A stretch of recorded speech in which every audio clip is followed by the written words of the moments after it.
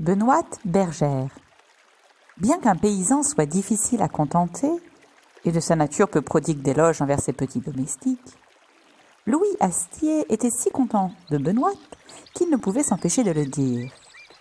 Il admirait sa piété, sa docilité et sa douceur. Il était surtout fort étonné de ne lui trouver que très peu de défauts.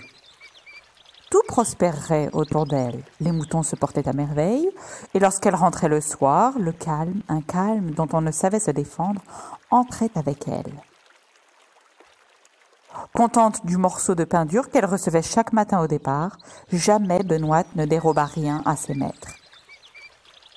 Elle ne songea pas même dans la saison des fruits à ces petites maraudes qui ont force de loi parmi les vergers de tous les pays, surtout dans les Alpes, où les vignes et les vergers sont encore sans clôture.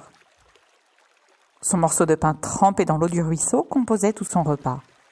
Un jour, un petit garçon bien sage, qu'on lui permettait de fréquenter, vint lui offrir un dessert prélevé sur le bien public. Non seulement elle refusa d'y toucher, mais encore, sentant le danger d'une telle compagnie, elle lui dit « Or, sus! Il nous faut nous séparer, nous pourrions offenser Dieu. » Son unique morceau de pain ne lui appartenait plus lorsqu'elle rencontrait un enfant qui avait faim. Elle partageait avec lui de bon cœur, aimant mieux donner, puis souffrir, tant elle était bonne.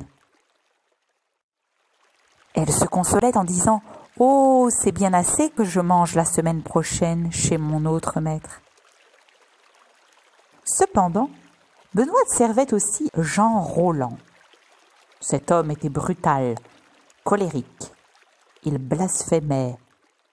Mais, vaincu par l'éloquence de sa candide et vertueuse bergère, il rentra en lui-même et donna à tout le pays un exemple éclatant de conversion.